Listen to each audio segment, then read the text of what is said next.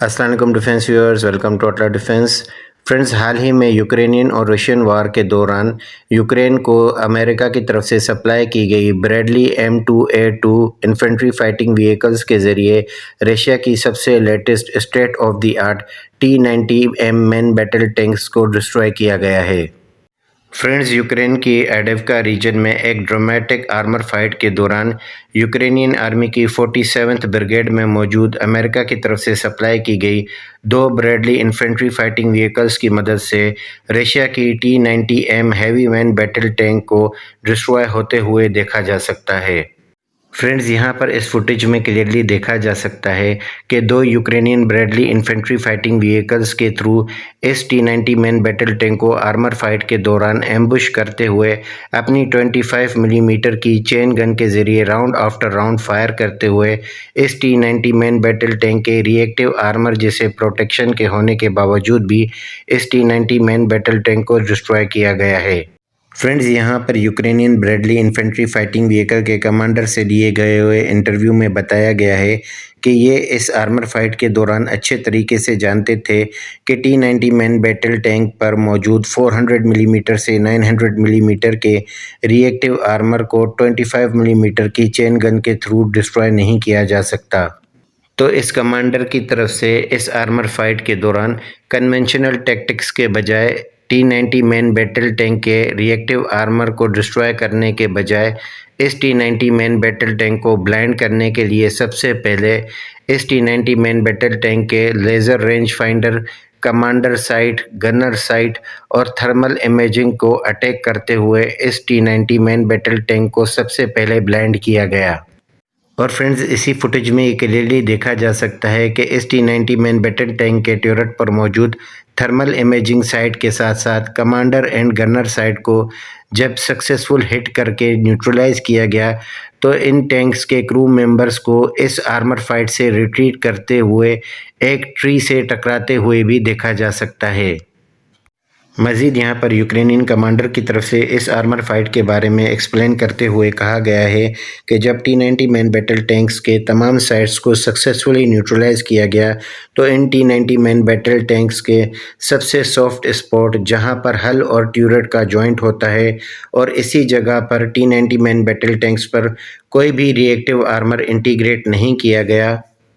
تو اسی T-90 main battle tank کی اسی ویک اسپاٹ کی کمزوری کو مد نظر رکھتے ہوئے بریڈلی انفینٹری فائٹنگ وہیکلز پر موجود 25 ملی میٹر کی چین گن کے ذریعے 25 ملی میٹر کے ڈپلیٹڈ یورینیم راؤنڈز کو ان T-90 مین بیٹل ٹینکس کے جوائنٹس پر راؤنڈ آفٹر راؤنڈ فائر کرتے ہوئے ڈسٹروائے کیا گیا۔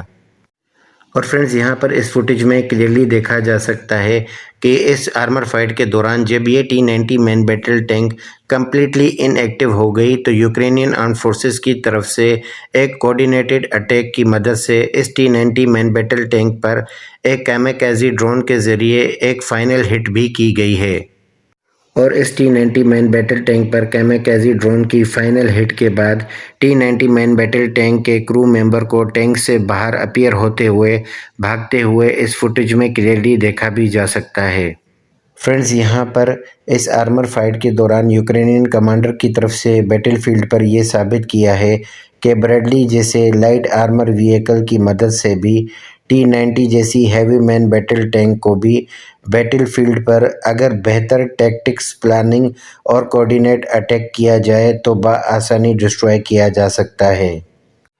فرینڈز، اگر اوورآل دیکھا جائے تو T-90 مین بیٹل ٹینک آج بھی دنیا کی فیئرسم ٹینکوں میں ان کا شمار کیا جاتا ہے۔